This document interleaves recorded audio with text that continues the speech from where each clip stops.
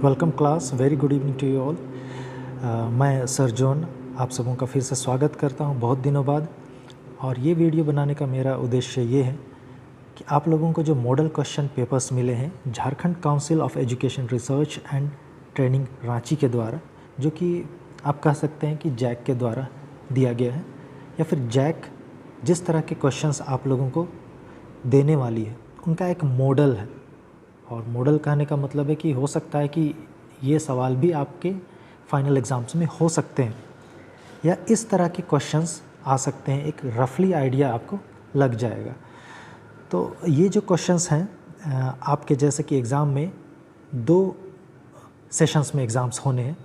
First half of the session will be MCQ forms, in MCQ forms, multiple choice question forms. 40 questions वहाँ पर होंगे।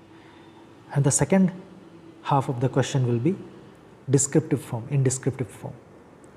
तो उसमें आप लोगों को क्वेश्चन आंसर लिख कर 50 वर्ड्स, 35 वर्ड्स, 100 वर्ड्स के लिमिट में आपको लिख कर देना होगा।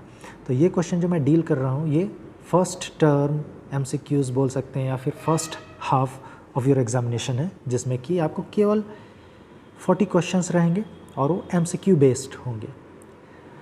तो जैसे आप लोग देख रहे हैं यहाँ एग्ज़ाम में ये मॉडल क्वेश्चन पेपर है और ये सेट 1 है जो कि दिया हुआ है, आप लोगों ने देखा भी होगा। चलिए हम देखते हैं इसे कैसे आपको अटेम्प्ट करना है, और सेट 1 का जो क्वेश्चन है उसका जो आंसर है मैं यहाँ पर आप लोगों को बताने वाला हूँ। चलिए हम आगे बढ़ते हैं। जनरल इंस्ट्रक्शन यहाँ पर दिए हुए होंगे। आपको जनरल इंस्ट्रक्शन ज़रूर से ज़रूर पढ़ना है। बिना जनरल इंस्ट्रक्शन पढ़े हुए आप आगे ना जाएं, ये मेरा एक सुझाव है, क्योंकि बहुत सारे बदलाव भी हो सकते हैं। उन सब बदलाव के बारे आपको यहाँ जानकारी मिल जाएगी। लेकिन अभी हम देखते हैं इस जनरल इंस्ट्रक्शन में क्या क्या है। टाइम तो आपको 1.5 आवर, 1 घंटा 30 मिनट, 1.5 घंटा का समय होगा। और इस 1.5 घंटे में आपको 40 क्वेश्चन अटेम्प्ट करने हैं। आपको लग रहा होगा कि 1.5 घंटा 40 क्वेश्चन बहुत काफ़ी इनफ है, मोर देन इनफ। लेकिन इंग्लिश में आपको पढ़ना होगा, समझना होगा, आपको रिकलेक्ट करना होगा कि कौन से चैप्टर से है, वो इंसिडेंट क्या था वो कहानी का, उस कोई अगर पोएम होगी तो वो कौन से लाइन में क्या लिखी हुई थी, क्या बोला जा रहा है वहाँ। ये सारी बातों को याद करने में टाइम कैसे बीत जाएगा पता ही नहीं चलता है। So let's begin with general instruction. So all the questions are compulsory, सभी क्वेश्चंस को बनाना जरूरी है। The total number of questions is 40 question है। ईच क्वेश्चन कैरीज 1 मार्क, हर क्वेश्चन के 1 नंबर है। That means 40 questions 40 marks. 4 options are given, 4 options दिए हुए हैं। Select the most correct option, यहाँ पर बोला गया है मोस्ट करेक्ट। 4 ऑप्शन में आपको बहुत बार ऐसा होगा कि 2 ऑप्शंस एक जैसे लगेंगे कि ये भी ठीक हो सकता है, वो भी ठीक हो सकता है। लेकिन उन दोनों या फिर उन 3 में से जो एक जैसे लगेंगे, करेक्ट लगेंगे, लेकिन मोस्ट करेक्ट को आपको चुनकर वहाँ पर आपको आंसर देना है, यही बोला गया। इसलिए यहाँ पर लिखा हुआ है select the most correct option. तो ये समझ में आ गया होगा। लास्ट इंस्ट्रक्शन क्या है? No marks will be deducted for wrong answer. अगर आप कोई आंसर गलत करते हैं तो उसके लिए कोई भी नेगेटिव मार्किंग नहीं है। चलिए आगे हम बढ़ते हैं। Read the following passage and answer question from question 1 to 6। यहाँ पर क्वेश्चन 1 to 6 जो दिए हुए होंगे वो इस पैसेज से दिए हुए होंगे, ये आपको ध्यान रखना है। सो पैसेज बहुत छोटा सा है, लेकिन अगर किन्हीं को रीडिंग हैबिट नहीं है, आपको यहाँ से बहुत सारे वर्ड मीनिंग्स नहीं पता होंगे, तो आपको समझने में दिक्कत होगा। जैसे यहाँ बरो and next if you see, कुछ लोगों को ये स्ट्रेंजर्स भी नहीं पता होगा, हाइव भी नहीं पता होगा, कुछ लोग वॉन्ट्स का मतलब नहीं जानेंगे। ऐसे छोटे छोटे शब्द हैं, लेकिन अगर रीडिंग हैबिट नहीं है तो आप थोड़ा सा मुश्किल में पढ़ सकते हैं। तो रीडिंग पैसेज को अटेम्प्ट करने का सबसे अच्छा तरीका क्या है मैंने बताया है आप लोगों को। सबसे पहले आपको रीडिंग पैसेज नहीं पढ़ना है। सबसे पहले आपको रीडिंग पैसेज के जो क्वेश्चन है 1 to 6 इनको पढ़ना है। 1 2 3 4 5 6 क्वेश्चंस। क्यों? इसको समझ लीजिए अच्छी तरह से। बहुत सारे स्टूडेंट्स करते क्या हैं, अगर आप रीडिंग पैसेज आपको मिला है, आप सबसे पहले पैसेज रीड करते हैं, स्टेप नंबर 1 हो गया। सेकंड क्या करते हैं, आप क्वेश्चन पढ़ते हैं, स्टेप नंबर 2 हो जाता है। फिर क्या करते हैं, उस क्वेश्चन को पढ़ने के बाद उसका आंसर ढूंढने के लिए फिर से आप पैसेज में जाते हैं, स्टेप नंबर 3 हो जाता है। फिर अगर आपको क्वेश्चन का आंसर मिल जाता है तो फिर आप क्वेश्चन में आते हैं और स्टेप नंबर 4 हो जाता है। 4 स्टेप में आप ये परफॉर्म करते हैं पैसेज को सॉल्व करने के लिए, पैसेज से रिलेटेड क्वेश्चन को सॉल्व करने के लिए। तो 4 स्टेप में आपको टाइम भी जाता है। अगर मैं जैसे आप लोगों को बताया हूँ, पहले तो आप क्या करेंगे, सीधे डायरेक्टली आप जंप करेंगे क्वेश्चन में। तो स्टेप काउंट कीजिए। क्वेश्चन आप पढ़ते हैं, स्टेप नंबर 1 आपके माइंड में क्वेश्चन होता है। उसके बाद अगर आप पैसेज पढ़ते हैं, रीडिंग करते हैं, स्टेप नंबर 2, तो ऑटोमेटिकली आपको आंसर दिख जाता है, क्योंकि आपके माइंड में क्वेश्चन है। जैसे यहाँ पर हमने डायरेक्ट पहले क्वेश्चन पढ़ा, language is a wonderful gift given to, ये हमारे माइंड में क्वेश्चन है। 6 के 6 क्वेश्चन हमने पढ़ लिए। अब हम स्टेप 2 में रीड करते हैं, तो यहाँ पर सबसे पहले language is wonderful gift given to man, तो यहाँ पर थर्ड स्टेप में हम क्या करते हैं, डायरेक्टली आंसर में आ जाते हैं। ऑटोमेटिकली माइंड में है आपका क्वेश्चन और आंसर वहाँ रीड कर रहे हैं सेकंड स्टेप में, तो मिलता जा रहा है, तो थर्ड स्टेप में आप आंसर करेक्ट कर रहे हैं। फिर फोर्थ स्टेप बचता ही नहीं। तो आपने देखा 4 स्टेप ना हो करिए 3 स्टेप में ही सॉल्व हो जाता है, तो आपके पास टाइम बचता है। क्यों टाइम बचाना है? क्योंकि आपके पास केवल एक ही पैसेज नहीं है, आपको क्वेश्चन नंबर 6 के बाद 7 to 12 आप देख रहे हैं और एक पैसेज है। अब इसको भी आपको पढ़ना है। और जैसे कि मैंने कहा, अगर आपका वोकैब सही नहीं है, आपको रीडिंग हैबिट नहीं है, तो आप बहुत सारे वर्ड्स में फंस कर रह जाएंगे। जैसे डर्थ, कोई कोई वास्ट को भी नहीं जानते हैं। देन इंट्रिकेट, वेरियस, कंसर्न, बहुतों को ये वर्ड मीनिंग नहीं पता है। इस तरह के और भी वर्ड्स होंगे। यहाँ तो बहुत इजी पैसेज दिया हुआ है, ये लगभग 9th 10th का पैसेज जैसा लग रहा है। इवन 8th क्लास के स्टूडेंट्स अगर इंग्लिश मीडियम के होंगे तो 8th स्टैंडर्ड का होगा ये। तो अब 7th to 12th आपको पढ़ना होगा, यानी कि 1 से लेकर के 12th क्वेश्चन तक आपको पैसेज पढ़ना होगा, तभी जा कर के ये होगा। उसके लिए आपको टाइम देना होगा। तो हम डायरेक्टली जंप करते हैं क्वेश्चन नंबर 13 से, क्योंकि आपके पैसेज में ही आंसर है, तो उसको डील करने का कोई मतलब नहीं बनता है। So let's begin with question number 13। So please ignore the sound behind.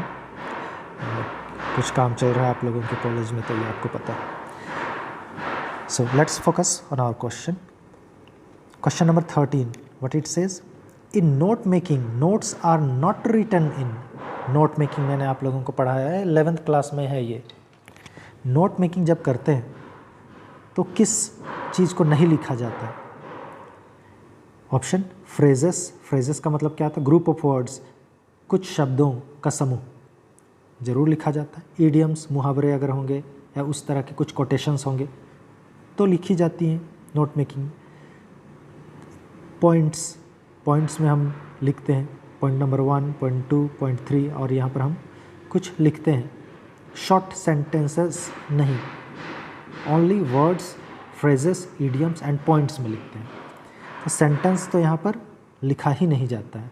इसका मतलब करेक्ट कौन सा है? यहाँ पर बोला है in note making notes are not written, means sentences में नोट मेकिंग नहीं होता है। Question number 14, notes should be, ये नोट मेकिंग से ही क्वेश्चन है। देखिए, नोट शुड बी, नोट्स कैसा होना चाहिए? सिक्वेंशियल। सिक्वेंशियल का मीनिंग क्या होता है? सिक्वेंशियल का मीनिंग होता है क्रमबद्ध तरीके से, रैंडमली इधर से उधर से नहीं। तो नोट मेकिंग सिस्टमेटिक होना चाहिए। Yes, should be, it should be sensible, means जो वर्ड आपको ज़रूरी नहीं है क्या उसे भी आप नोट में बनाएंगे, नोट में लिखेंगे? नहीं, जो वर्ड आपको सेंस दे रहा है, कोई मतलब दे रहा है उस टॉपिक से रिलेटेड, उसको लिखेंगे। तो सेंसिबल होना चाहिए। यस, लेजिबल, लेजिबल का मतलब होता है साफ सुथरा, स्पष्ट, दिखने जैसा और पढ़ने योग्य। एंड क्लियर, हाँ नोट अगर आपका क्लियर नहीं होगा, साफ सुथरा नहीं होगा तो आप कैसे पढ़ें। सो सिक्वेंशियल होना चाहिए, क्रमबद्ध तरीके से, सेंसिबल, मीनिंगफुल होना चाहिए और लेजिबल होना चाहिए एंड क्लियर होना चाहिए। यस, तो ऑल ऑफ दीज हो जाएगा ये सारे। तो 14 का number D correct answer. Number 15 आइए, symbol are freely used in. ये भी क्वेश्चन देखिए नोट मेकिंग से ही जुड़ा हुआ है, तो नोट मेकिंग के बारे में बहुत पूछा है। Symbols are freely used, symbols यानी कि संकेत किस चीज़ में ओपनली यूज़ किया जाता है? लेटर राइटिंग में नहीं। लेटर राइटिंग में आपको, जैसे मैंने बताया था, अगर सब्जेक्ट भी लिखते हैं तो SUB करके आप लोग बहुत डैश दे देते हैं या कोलन दे देते हैं, तो ये भी एक्सेप्टेबल नहीं है। आपको लेटर राइटिंग में पूरा लिखना पड़ता है सब्जेक्ट, तो ये लेटर राइटिंग तो होगा नहीं। पैराग्राफ राइटिंग, पैराग्राफ राइटिंग पूरा सेंटेंस आपको लिखना पड़ता है, तो वहाँ भी सिंबल यूज़ नहीं कर सकते। ऐसे राइटिंग, ऐसे राइटिंग में भी आपको लिखना पड़ता है बहुत। तो नोट मेकिंग ही ऐसा ड्राफ्ट है जहाँ पर आप शॉर्ट में लिखते हैं, चाहे वर्ड्स में, चाहे फ्रेजेस में, चाहे पॉइंट्स में। जैसे अगर कोई वर्ड है समथिंग, तो इसका शॉर्ट फॉर्म आप लिख सकते हैं STH। तो ये नोट मेकिंग में ही आपको समझने लायक होना चाहिए कि उस लॉन्ग वर्ड का क्या शॉर्ट फॉर्म है, ताकि आप नोट बना सकें और रिवाइज कर सकें बहुत जल्दी। तो नोट मेकिंग में symbols are freely used in note making, answer D. तो देखिए यहाँ पर हम लोग डील कर रहे हैं एक एक ऑप्शन पर, इसलिए इस वीडियो को देखिए, पूरा देखिए। Question number 16, notice in schools and colleges contain certain announcement for. School और कॉलेजेस में नोटिस किसके लिए अनाउंसमेंट का एक तरीका है? किन को संबोधित किया जाता है? क्या नोटिस प्रिंसिपल के लिए होता है, क्या हेडमास्टर के लिए होता है, या फिर प्यून के लिए होता है, या फिर स्टूडेंट के लिए? ईजी है, नोटिस हमेशा स्टूडेंट्स को दिया जाता है स्कूल और कॉलेजेस में। So answer will be number C, 16 का सी। 17, क्वेश्चन नंबर 17 आइए, ए फॉर्मल लेटर।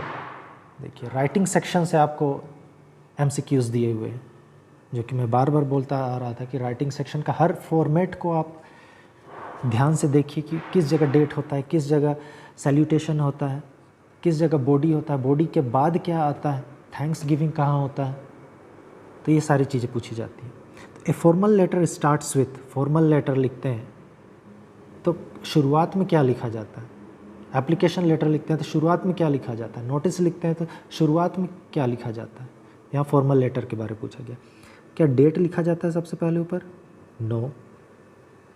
क्या सेंडर्स एड्रेस, भेजने वाले का पता लिखा जाता है? देखते हैं। क्या वो लेटर प्राप्त करने वाले, रिसीवर्स एड्रेस, उनका एड्रेस लिखा जाता है, या फिर सब्जेक्ट लिखा जाता है? सब्जेक्ट और डेट तो बिल्कुल भी नहीं होगा, डाउट होता है दो, सी और बी में।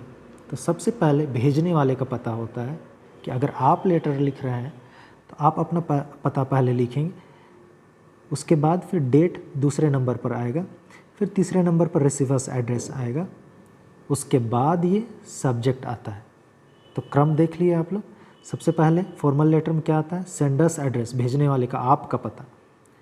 दूसरे नंबर पर डेट, तीसरे नंबर में रिसीवर्स एड्रेस, यानी कि रिसीवर्स एड्रेस और सेंडर्स एड्रेस के बीच में डेट आता है। उसके बाद चौथे नंबर पर सब्जेक्ट आता है। तो ये याद कर लीजिए। इनमें से 4 क्वेश्चन बन सकते हैं, क्यों, हालांकि यहाँ पर एक क्वेश्चन पूछा है। Question number 18, letters to the editor are written for. Letter to the editor किसे लिखा जाता है? एडिटर कहाँ पर पोस्टेड होते हैं? किस पोस्ट के लोगों को एडिटर कहा जाता है? कौन से ऑर्गेनाइजेशन में एडिटर होते हैं? स्कूल में तो प्रिंसिपल होते हैं, क्लब में मैनेजर होते हैं, कॉलेज में भी प्रिंसिपल होते हैं। न्यूज़पेपर जहाँ लिखा जाता है वहाँ एडिटर होते हैं। तो 18 का आंसर ए होगा।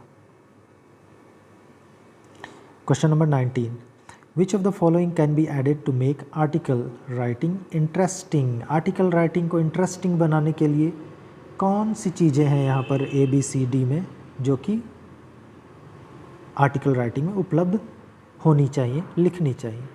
आइए देखते हैं। कोट्स, यस, कोटेशंस, कथन होने चाहिए आर्टिकल राइटिंग में, निबंध लेखन जिस तरह बोल रहे हैं आप लोग। स्टैटिस्टिक्स यानी कि जो फैक्ट्स, तथ्य हो सकते हैं आर्टिकल राइटिंग में, होना चाहिए। Yes. Both A and B both बोल रहा है, हाँ होना चाहिए। डी, नाइदर A और B बोल रहा है कि कोटेशंस भी नहीं होने चाहिए और फैक्ट्स भी नहीं होने चाहिए, स्टैटिस्टिक्स भी नहीं होने चाहिए। नहीं, ये गलत है। ये दोनों सही है, लेकिन C है मोस्ट अप्रोप्रिएट है, सबसे ज़्यादा सही है। तो नंबर C हो जाएगा। कोटेशन भी होने चाहिए और स्टैटिस्टिक्स भी होने चाहिए, इसलिए नंबर C होगा। Question number 20। While writing notices, the signature of issuing authorities should be written at the। Notice writing में सिग्नेचर जो इशूइंग अथॉरिटीज़ है, जो नोटिस डाल रहे हैं, नोटिस बना रहे हैं, उनका सिग्नेचर कहाँ होना चाहिए? सबसे नीचे बॉटम, मार्जिन, किनारे की पंक्ति में, सबसे ऊपर में, या कहीं भी नहीं होना चाहिए। तो कहाँ आपने देखा है? बहुत बार मैंने गूगल क्लासरूम में भी आप लोगों को नोटिस दिया है। वो नोटिस इसलिए मैं देता था ताकि वो फॉर्मेट आपके माइंड में छप जाए। तो नोटिस राइटिंग में जो इशूइंग अथॉरिटी है उसका सिग्नेचर कहाँ होता था या नेम कहाँ होता था? तो बॉटम में होता था। तो 20 का number A correct. 21। What is the motive of writing letter to the editor. Editor के पास जब लेटर लिखा जाता है तो उसका उद्देश्य क्या होता है, ये पूछा गया। मोटिव यानी कि purpose of writing a letter to the editors. पहला देखते हैं, to ask him to take action. कुछ घटनाएं होंगी या कुछ इशू होंगे, कुछ मामले होंगे, उनके प्रति एक्शन लेना। या फिर टू थ्रेटनिंग हिम, डराना धमकाना, नहीं ये तो होगा ही नहीं। To order him to take action, order तो दे ही नहीं सकते। अभी तक में A सही लग रहा है थोड़ा। Number D, to request him to give some space to your letter in his paper. यहाँ हिम लिखा गया, हिस होना चाहिए। उनके पेपर में आपके लेटर को जगह देना, ये भी नहीं है। तो क्वेश्चन 21 का आंसर होगा correct, to ask him to take action, कि ये चीज़ें हो रही हैं, I would like to draw your attention towards this issue, so kindly do this. तो ये आपका हो जाएगा number A। Number 22, how should an article be ended. अब आर्टिकल राइटिंग में आ गया। देखिए ये सब सेक्शन B जो राइटिंग सेक्शन होता है आपका, उससे है। कम से कम 10 क्वेश्चन तो उसी से हो गए, राइटिंग सेक्शन से। तो राइटिंग सेक्शन को आप कम मत समझिए, क्योंकि 10 क्वेश्चन यानी कि 10 मार्क्स आपके इधर है। आर्टिकल राइटिंग का एंड कैसा होना चाहिए? ऑप्शन देख लेते हैं। थैंकिंग दी ऑडियंस, ऑडियंस को थैंक यू लिख करके, या फिर ग्रीटिंग दी ऑडियंस, या good afternoon, good evening, good night ये बोल करके, या विद अ सुटेबल कंक्लूजन, या एक कंक्लूजन मतलब एक निष्कर्ष, उस टॉपिक के बारे में आपने कुछ कहा, आपने कुछ लिखा, आपने विचार व्यक्त किया और अंत में एक निष्कर्ष भी दिया कुछ शब्दों में। या ये सभी तो होंगे नहीं। थैंकिंग हो सकता है, लेकिन थैंक यू नहीं लिखा जाता आर्टिकल राइटिंग में। लास्ट में ग्रीटिंग नहीं किया जाता है। ऑप्शन बच गया हमारा C, जो कि हमारा करेक्ट ऑप्शन है। Question number 23, who sat on the back benches of the last French class. अब यहाँ से शुरू होता है आपका लिटरेचर पार्ट से। चैप्टर्स आपने अगर पढ़ा है, समझा है, कहानियाँ याद हैं, स्टोरीज़ और पोएम्स, तो आप यहाँ पर कर पाएंगे, अन्यथा आप तुक्का मारेंगे, गेस करेंगे। गेस सही बैठा तो सही है, गलत बैठा तो गलत, आपको मार्क्स भी नहीं मिलेंगे। लेकिन मैं रिकमेंड करूँगा आप जो वीडियो क्लासेस भी हुए हैं उनको सुनिए, या फिर आप गूगल में जाकर आप समरी भी पढ़ सकते हैं चैप्टर्स को लेकर के कि किस किस चैप्टर को पढ़ना है। या फिर आप डायरेक्ट अपना नोट्स बनाए होंगे उससे पढ़ें, क्योंकि बहुत सारे गाइड बुक्स हैं मैंने देखा मार्केट में, आंसर्स गलत दिए हुए हैं, तो आप उसको रट कर आते हैं या रट कर जाते हैं एग्ज़ाम लिखने के लिए, तो आप गलत करके आएंगे। तो अपने नोट्स पर भरोसा रखिए, और जो गूगल क्लासरूम में आपके क्लासेस हुए हैं वहाँ भी शायद मिल जाएंगे नोट्स, आपको देख लीजिएगा। कुछ कुछ चैप्टर्स के नहीं डाले हुए हैं, लेकिन probably I remember most probably there are chapters. Who sat on the back benches of the last French class, तो ये द लास्ट लेसन्स है। द लास्ट लेसन में क्लासरूम में पीछे कौन बैठे हुए थे? द विलेज एल्डर्स, क्योंकि वो लास्ट क्लास था और ये सारे विलेज के जितने भी लोग थे फेयरवेल देने के लिए आए थे मिस्टर एम हैमल को, जो कि टीचर था फ्रेंच का। कुछ कुछ बातें मैं बोलता जा रहा हूँ, उससे आपको याद भी हो जाएगा कि मिस्टर एम हैमल किस लैंग्वेज के टीचर थे? फ्रेंच। और फेयरवेल लास्ट क्लास था। Question number 24, what did Hamel bring for his class on his last day in the school? M Hamel जो फ्रेंच टीचर थे, लास्ट दिन था उनका क्लास का, और उसके बाद वो रिटायर हो रहे थे, आप कह सकते हैं। तो क्या लाए थे, क्या लेकर आए थे क्लास में? पेन्स? नहीं, पेन नहीं। मिठाई? नहीं। Story books? नहीं। New notebooks? नई नोटबुक लेकर आए थे, जो कि सबों को उन्होंने बांटा और उस पर वो लेसन ले रहे थे, लास्ट लेसन। याद हो रही है कहानी? Question number 25, where was Saheb employed? Saheb, अब ये बताइए कि ये साहेब नाम का कैरेक्टर कौन से चैप्टर में था? याद कीजिए, जिसमें कि दो बच्चों की कहानी है, साहेब है एक और एक मुकेश की कहानी है। शायद याद कर पा रहे होंगे। लॉस्ट स्प्रिंग, आप लोग याद कीजिए। लॉस्ट स्प्रिंग का मैंने मतलब बताया था कि जो स्प्रिंग सीज़न में पत्तियां, नई नई पत्तियां निकलती हैं, छोटे छोटे पत्तियां निकलते हैं, हरे भरे। फिर क्या होता है? गर्मी आती है, उस गर्मी में बहुत सारे झड़ जाते हैं पत्तियां। तो ये साहेब लॉस्ट स्प्रिंग का एक कैरेक्टर है। वो कहाँ काम करता था? साड़ी की दुकान में, मिठाई की दुकान में, ज्वेलरी की दुकान में? नहीं। टी स्टॉल में, चाय की दुकान में। साहेब का पूरा नाम बताइए। साहेब आलम। अगर पूरा नाम पूछता है तो साहेब का पूरा नाम था साहेब आलम, और जिसका मतलब था Lord of the universe. Okay, ये भी याद रखिए, ये भी आ सकता है। साहेब आलम साहेब का पूरा नाम था। वो टी स्टॉल में काम करता था, और पहले वो क्या काम करता था? रैग पिकर था, वो कूड़ा बीनता था, कूड़ा कचरा उठाता था। इतना इस चैप्टर से आप लोगों को मैं 3-4 पॉइंट बता दिए। Next 26, Mukesh wants to become a motor mechanic. अब देखिए, ये लॉस्ट स्प्रिंग की दूसरी कहानी है, जिसमें मुकेश नाम का एक कैरेक्टर है, एक लड़का है लॉस्ट स्प्रिंग से ही, और उसका टाइटल अगर पूछा जाएगा तो क्या था? I want to drive a car, जिसमें कि वो मोटर मैकेनिक बनना चाहता है। कैसे? क्या वो किसी ट्यूटर को पाना चाहता है, या किताब पढ़ करके? By reading book, by joining a school? ये सब नहीं होगा। By going to a garage, एक गराज में काम करना चाहता है, और वो मोटर मैकेनिक बनना चाहता है और बोलता है I want to drive a car, ये उसका टाइटल है। और मुकेश क्या काम करता था पहले, ये बताइए। जैसे कि साहेब आलम, साहेब पहले रैग पिकिंग का काम करता था, कूड़ा बीनने का काम। मुकेश पहले क्या काम करता था? फिरोजाबाद में चूड़ियाँ बनाने का काम करता था, बैंगल मेकिंग। तो ये भी याद रखिए कि बैंगल मेकिंग का काम करता था। Next question number 27, when Douglas regained consciousness, ये डगलस जिसको मैंने आप लोगों को बताया था, विलियम दोगला ऐसा करके याद करना है। दोगला मतलब आप लोग समझते हैं, sorry for this language but this is the trick how you remember. William Douglas deep water से लिया गया है। किसका कैरेक्टर है ये? William Douglas deep water chapter से।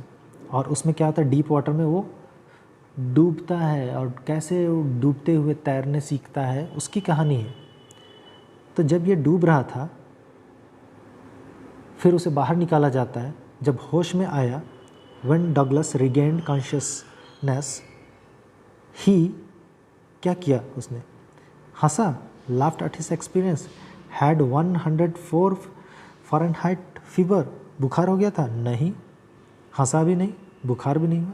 शुक and cried and did not eat anything, या फिर told his mother about his misadventure, या अपने घर में बताया, नहीं।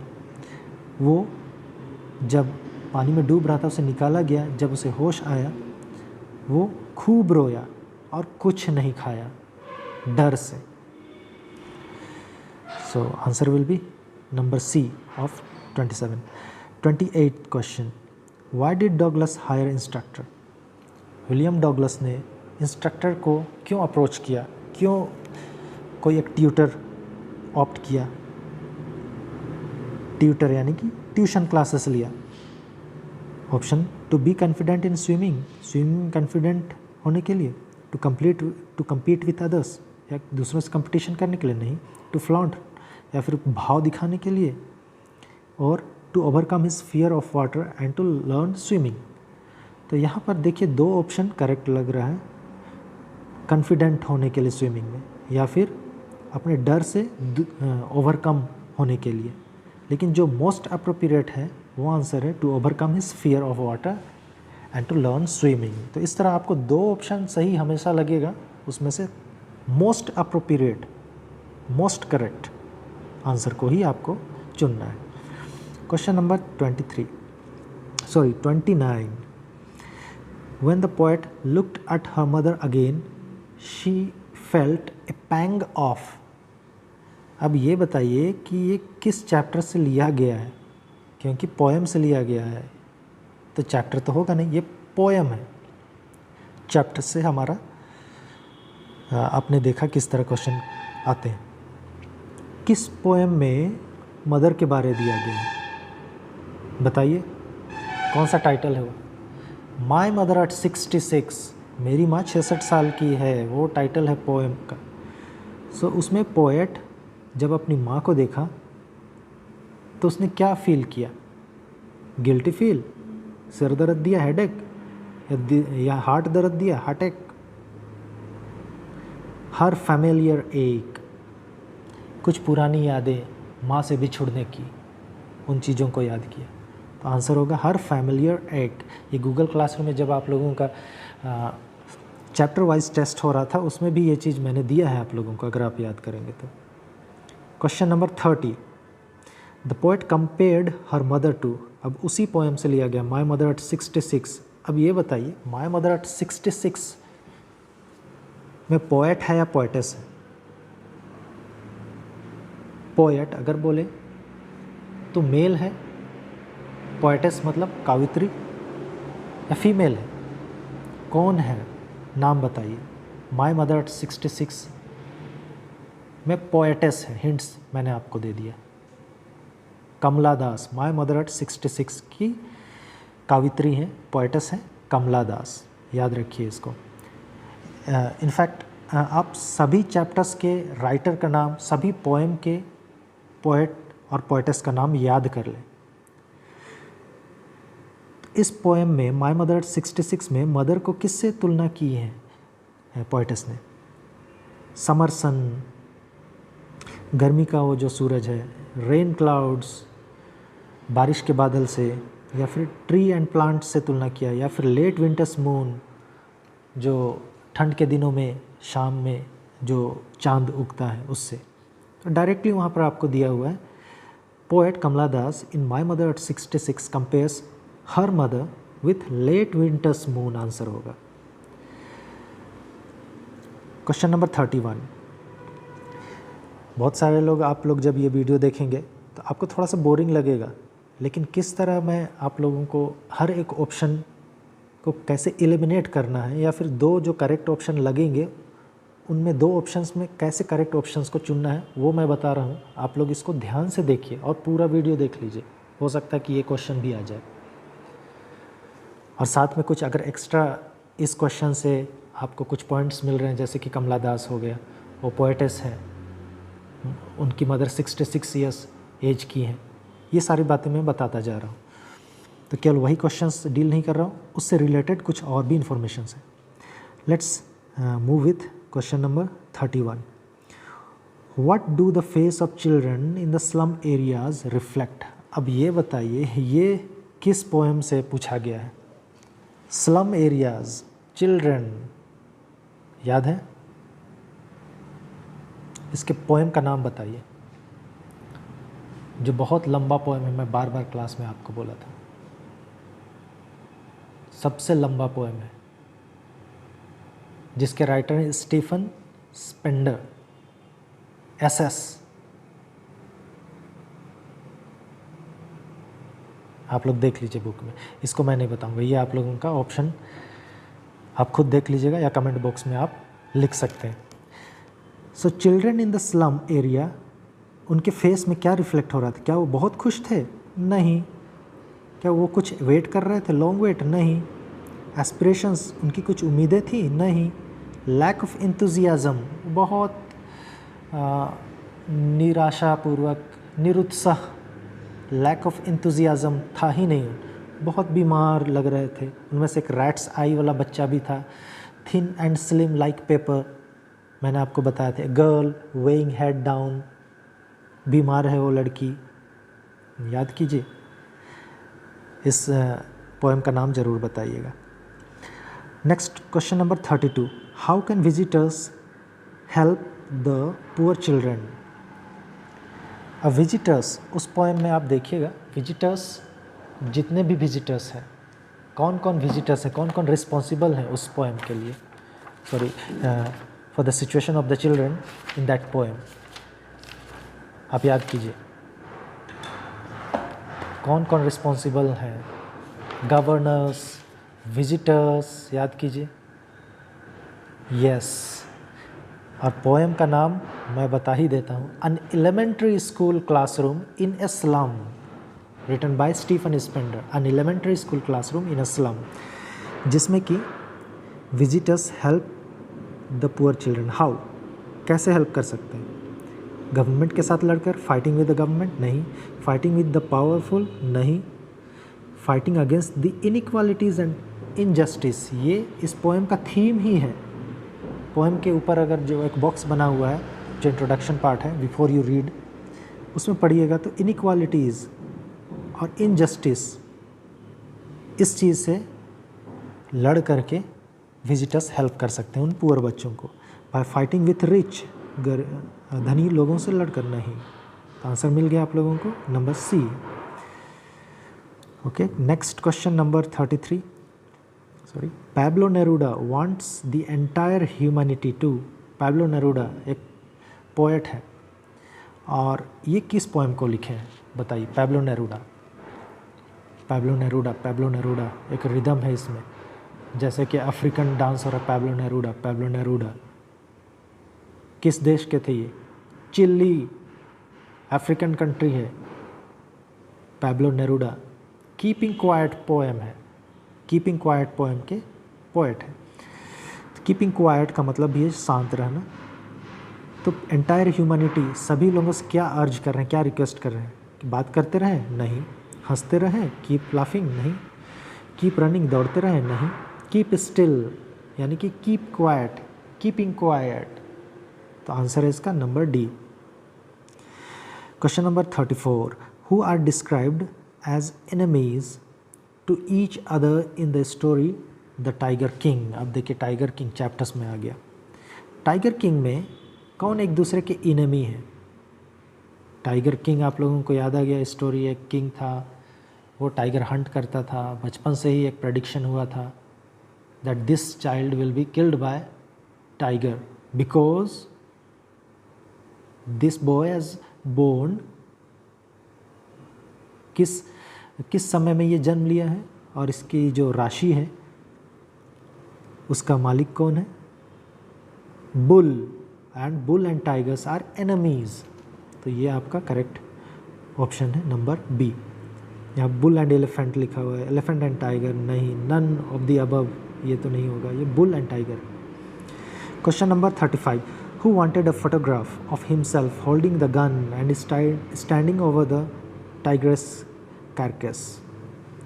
तो कौन फोटो खिंचवाना चाहता था? ये भी दी एनिमी से ही लिया गया है। कोटियर, सॉरी, किंग नहीं, एस्ट्रोलॉजर नहीं, दुरई, द दुरई एक ब्रिटिश ऑफिसर था जिसे फोटोग्राफ लेने का, खिंचवाने का बहुत शौक़ था, और वो भी टाइगर्स हंट करके उसके ऊपर पैर रख के बंदूक के साथ खड़े होकर के ये फ़ोटो खिंचवाना चाहता था। द दुरई वो भी हंटिंग करना चाहता था, जिसको कि बाद में टाइगर किंग ने रिक्वेस्ट किया और कुछ ब्राइब भी किया उनकी वाइफ को। कितने रिंग्स दिए, डायमंड रिंग्स, याद करना है, 50 डायमंड रिंग्स, और सारे के सारे 50 डायमंड रिंग्स उनकी वाइफ ने ले लिया दुरस्तानी में। Number 36, question number 36, in the poem keeping quiet. अब देखिए कीपिंग क्वाइट पोएम फिर से आ गया, इसके राइटर कौन है याद कर लीजिए, Pablo Neruda. Keeping quiet, the poet asks us to count, कुछ गिनती करने के लिए बोलता है, कुछ काउंट करने के लिए। कितना काउंट करने के लिए बोलता है? 5 नहीं, 11 नहीं, 10 नहीं, तो यहाँ पर 12, काउंट अप टू 12 बोला है कीपिंग क्वाइट में पैब्लो नेरूडा ने। और 12 ही क्यों? 12 का मतलब क्या है? 12 zodiac sign means 12 type of people are in the world, across the world, क्योंकि 12 राशि हैं, उस राशि में ही सारे लोग आ जाते हैं। 12 मतलब ये 12 आवर्स भी हो सकता है, या 12 ईयर्स भी हो सकता है, सॉरी 12 मंथ्स हो सकते हैं इन अ ईयर, तो ये है 12 का मतलब। Question number 37, the name of the program that takes high school student to the end of the earth is. अब ये दूसरे चैप्टर का है, the end of the earth, journey to the end of the earth chapter से है, जिसमें कि writer कौन है? Journey to the end of the earth की राइटर कौन है? तिशानी दोशी, याद कर लीजिए, journey to the end of the अर्थ का की राइटर है तिशानी दोशी। वो जहाँ जा रही हैं, कहाँ जा रही हैं? अंटार्कटिका जर्नी में, और वो जर्नी क्या है? एक्सकर्शन है, एक एजुकेशनल टूर है जिसका नाम दिया गया है स्टूडेंट्स ऑन आइस। यहाँ देखिए स्टूडेंट फॉर आइस में कंफ्यूज मत हो जाइए, स्टूडेंट ऑफ आइस ये तो बोला जा रहा बर्फ़ का स्टूडेंट है, बर्फ़ के लिए स्टूडेंट नहीं, स्टूडेंट अबव आइस, स्टूडेंट बर्फ़ के ऊपर है वो भी नहीं, स्टूडेंट ऑन आइस, क्योंकि अंटार्कटिका में बर्फ़ है, और बर्फ़ पर ये जा कर के बर्फीले जगह अंटार्कटिका में जाकर वो रिसर्च करेंगे, कुछ सीखेंगे। एक्सकर्शन आप लोग जाते हैं ना, एजुकेशनल टूर, तो वहाँ कुछ सीखने के लिए जाते हैं। So this is an educational tour with Tishani Doshi and there are 58 students there.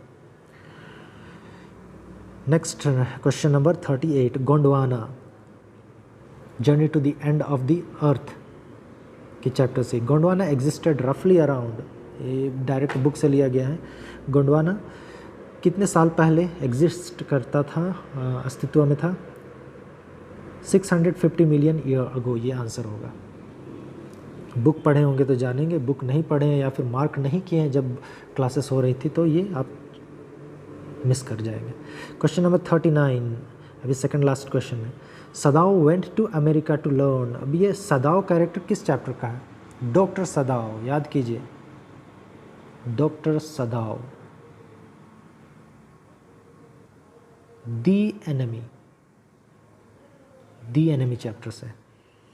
उसके राइटर का नाम आप देख लीजिए।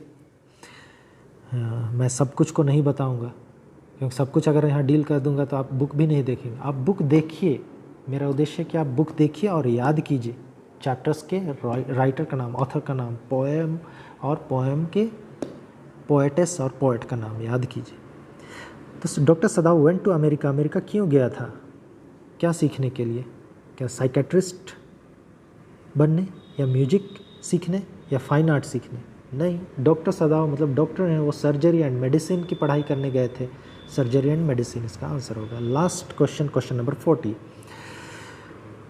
All the servants in Sadao's house hold. Doctor Sadao के घर में सर्वेंट्स थे, और वो सर्वेंट्स क्या किए, डॉक्टर सदाव ने जो भी काम किया, क्या किया उन्होंने, एक एनिमी को अपने घर पर लाया और उसका ट्रीटमेंट करने लगे। तो क्या उसके हाउस होल्ड के जितने भी सर्वेंट्स थे, दे वर हैप्पी, खुश हुए कि दुश्मन को लेकर के आया घर। उसकी पत्नी भी खुश हुई क्या? नहीं। Felt that he deserved A reward, क्या खुशी से डॉक्टर सदाव के सर्वेंट्स ने उन्हें रिवॉर्ड दिया, पुरस्कार दिया? नहीं। वर वेरी डिसअपॉइंटेड विथ, हाँ ये तो था कि बहुत डिसअपॉइंटेड, बहुत हताश हुए अपने मालिक के इस काम से कि उन्होंने एक दुश्मन को पनाह दिया है अपने घर में। यस, ये हो सकता है। अभी तक ए और बी गलत है, सी लग रहा है करेक्ट, डी पढ़ लेते हैं। Did not help in treating the soldier, ये यहाँ पर स्पेलिंग सोल्जर होना चाहिए। जो सर्वेंट्स थे डॉक्टर सदाव के, उन्होंने सोल्जर जो घायल वुंडेड सोल्जर था उसको ट्रीट करने के लिए, ट्रीटमेंट के लिए हेल्प नहीं किया। कौन सा आपको सबसे ज़्यादा अप्रोप्रिएट लगेगा सी और डी में? क्वेश्चन नंबर 40 का आंसर होगा डी, क्योंकि उन्होंने ट्रीटमेंट तो क्या उस एनिमी को छूने तक से इनकार कर दिया। So this was the MCQ of the set number 1, model set question paper from Jharkhand council of educational research and training Ranchi. तो इस तरह आपको पढ़ना है, बाकी सेट्स को भी एनालाइज करते हुए। एक क्वेश्चन से आपका 3-4 पॉइंट्स निकल कर आ रहे हैं या 3-4 क्वेश्चन बन रहे हैं, तो बाकी सेट्स को भी मैं डील करूँगा। बने रहिए, सब्सक्राइब करके रखिए चैनल, ताकि मैं आपको इस तरह डील करके क्वेश्चंस देता रहूँ और आप भी सीखते रहें, आप एग्ज़ाम में अच्छी तरह पास हो सकें, एग्ज़ाम की तैयारी कर सकें, और शेयर कीजिए अपने दोस्तों को। तो thank you for this video, thank you very much, you have been a very good listener. Thank you.